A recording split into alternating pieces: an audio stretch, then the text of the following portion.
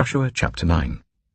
Now when all the kings west of the Jordan heard about these things, the kings in the hill country, in the western foothills, and along the entire coast of the Mediterranean Sea as far as Lebanon, the kings of the Hittites, Amorites, Canaanites, Perizzites, Hivites, and Jebusites, they came together to wage war against Joshua and Israel. However, when the people of Gibeon heard what Joshua had done to Jericho and Ai, they resorted to a ruse. They went as a delegation whose donkeys were loaded with worn-out sacks and old wineskins, cracked and mended. They put worn and patched sandals on their feet and wore old clothes. All the bread of their food supply was dry and mouldy. Then they went to Joshua in the camp at Gilgal and said to him and the Israelites, "We have come from a distant country. Make a treaty with us." The Israelites said to the Hivites, "But perhaps you live near us, so how can we make a treaty with you?" "Well, we are your servants," they said to Joshua. But Joshua asked, "Who are you, and where do you come from?" They answered, "Your servants have come from a very distant country because of the fame of the Lord your God.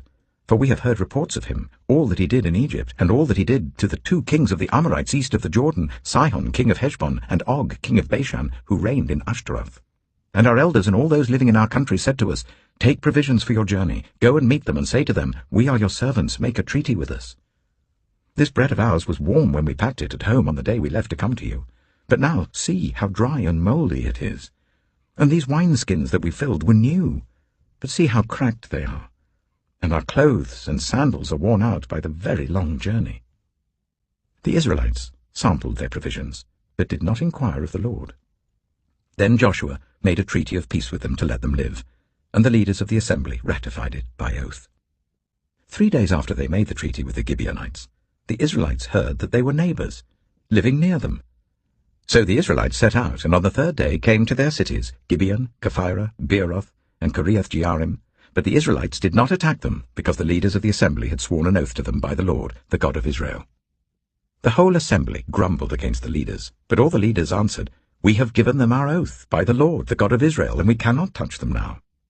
This is what we will do to them. We will let them live, so that God's wrath will not fall on us for breaking the oath we swore to them." They continued, "Let them live, but let them be woodcutters and water carriers in the service of the whole assembly." So the leaders' promise to them was kept. Then Joshua summoned the Gibeonites and said, "Why did you deceive us by saying, 'We live a long way from you,' while actually you live near us? You are now under a curse. You will never be released from service as woodcutters and water carriers for the house of my God."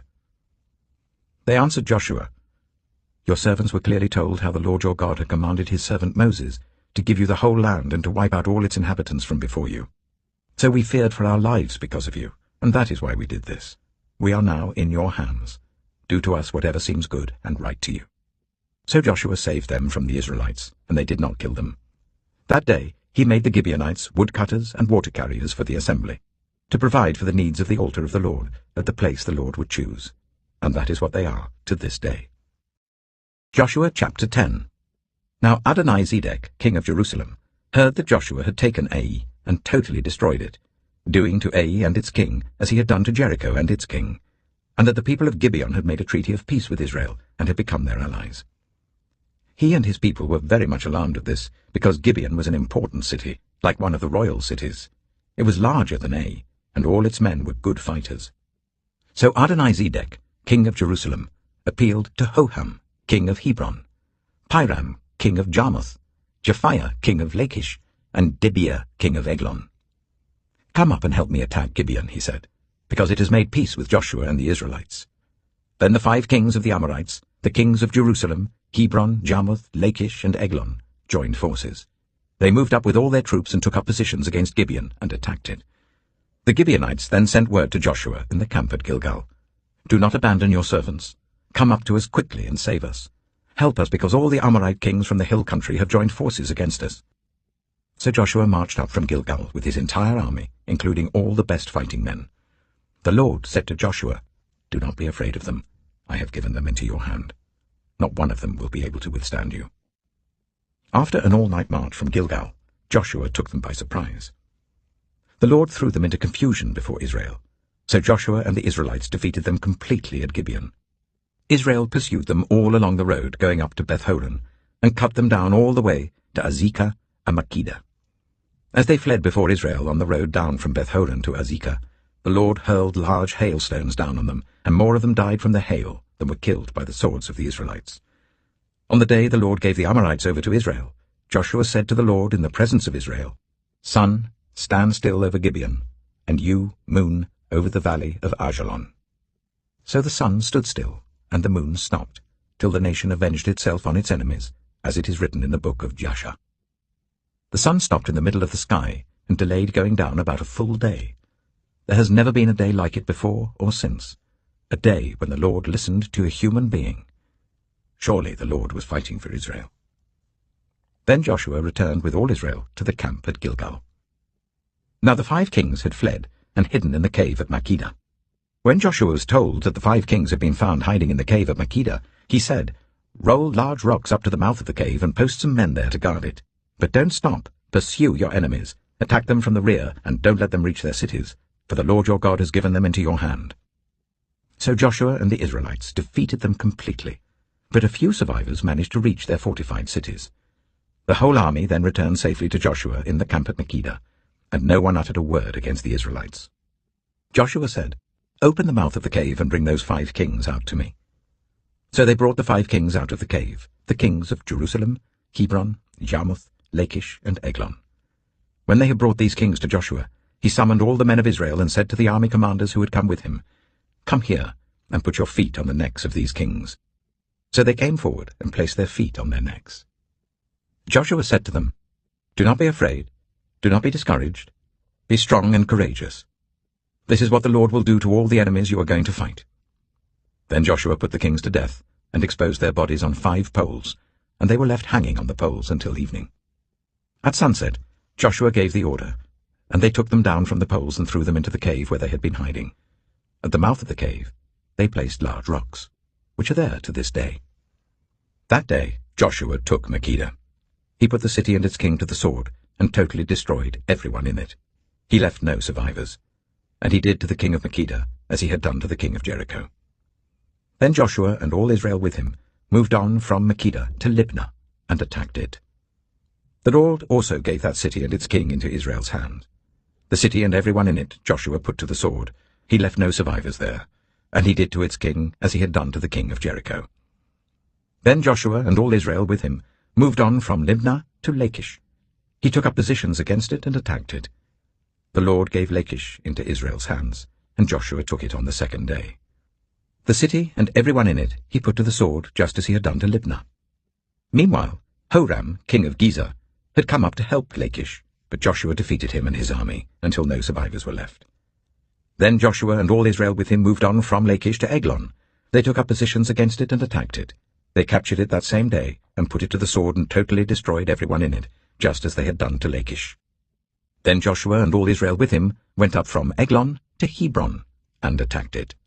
They took the city and put it to the sword together with its king, its villages, and everyone in it. They left no survivors. Just as at Eglon, they totally destroyed it and everyone in it. Then Joshua and all Israel with him turned round and attacked Debir. They took the city, its king, and its villages and put them to the sword. Everyone in it they totally destroyed. They left no survivors. They did to Debir and its king as they had done to Libnah and its king, and to Hebron. So Joshua subdued the whole region, including the hill country, the Negev, the western foothills, and the mountain slopes together with all their kings. He left no survivors.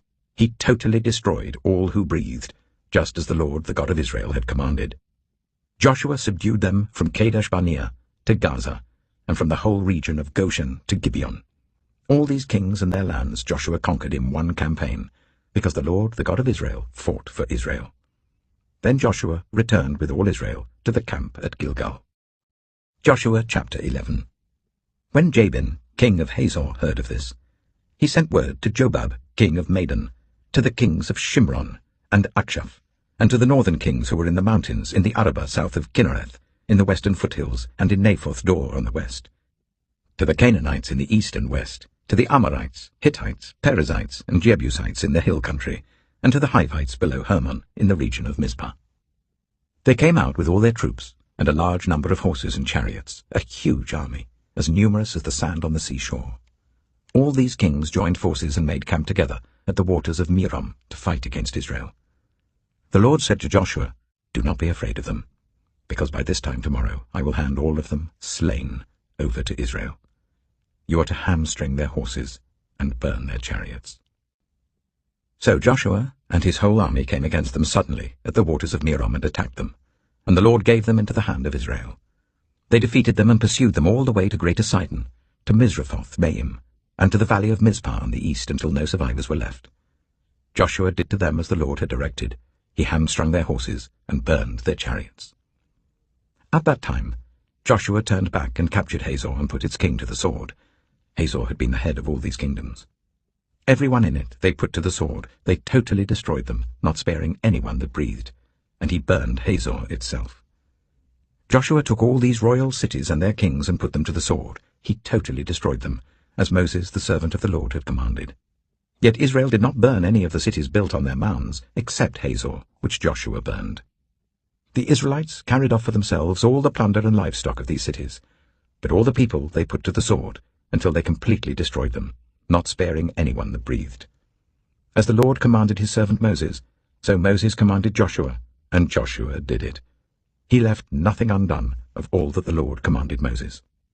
So Joshua took this entire land, the hill country, all the Negev, the whole region of Goshen, the western foothills, the Arabah, and the mountains of Israel with their foothills, from Mount Halak, which rises towards Seir, to Baal Gad in the valley of Lebanon below Mount Hermon.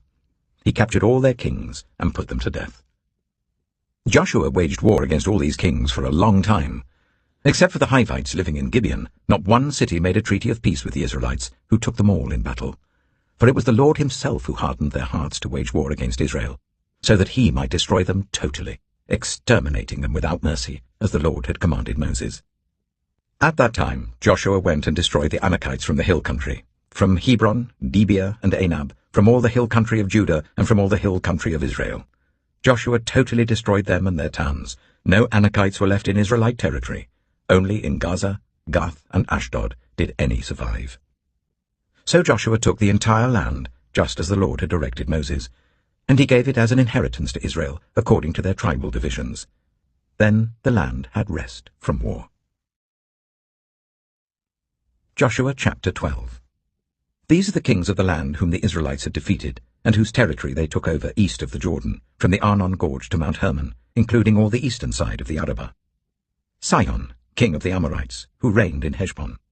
He ruled from Aroer on the rim of the Arnon Gorge, from the middle of the gorge, to the river Jabbok, which is the border of the Ammonites. This included half of Gilead. He also ruled over the eastern Arabah, from the Sea of Galilee to the Sea of Arabah, that is the Dead Sea, to Beth Jeshimoth, and then southward below the slopes of Pisgah. And the territory of Og, king of Bashan, one of the last of the Rephaites, who reigned in Ashtaroth and Edrei. He ruled over Mount Hermon, Salakah, all of Bashan, to the border of the people of Geshur and Maacah, and half of Gilead to the border of Sihon, king of Heshbon. Moses, the servant of the Lord, and the Israelites conquered them. And Moses, the servant of the Lord, gave their land to the Reubenites, the Gadites, and the half-tribe of Manasseh, to be their possession. Here is a list of the kings of the land that Joshua and the Israelites conquered on the west side of the Jordan, from Baal Gad in the valley of Lebanon to Mount Halak, which rises towards Seir. Joshua gave their lands as an inheritance to the tribes of Israel according to their tribal divisions. The lands included the hill country, the western foothills, the Arabah, the mountain slopes, the wilderness, and the Negev. These were the lands of the Hittites, Amorites, Canaanites, Perizzites, Hivites, and Jebusites. These were the kings. The king of Jericho, 1. The king of Ai, near Bethel, 1. The king of Jerusalem, 1. The king of Hebron, 1. The king of Jarmuth, 1. The king of Lachish, 1. The king of Eglon, 1. The king of Gezer, 1. The king of Debir, 1.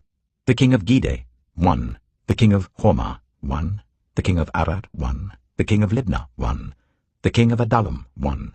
The king of Makkedah, 1. The king of Bethel, 1.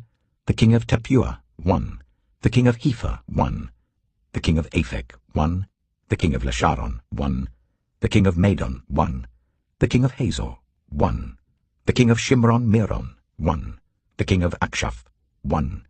The king of Teanach, 1. The king of Megiddo, 1. The king of Kedesh, 1. The king of Jokneam in Carmel, 1. The king of Dor in Naphoth Dor, 1. The king of Goyim in Gilgal, 1. The king of Tirzah, one. 31 kings in all. Psalm 67. May God be gracious to us and bless us, and make his face shine on us, so that your ways may be known on earth, your salvation among all nations. May the peoples praise you, God. May all the peoples praise you. May the nations be glad and sing for joy, for you rule the peoples with equity and guide the nations of the earth. May the peoples praise you, God. May all the peoples praise you. The land yields its harvest. God, our God, blesses us. May God bless us still, so that all the ends of the earth will fear him.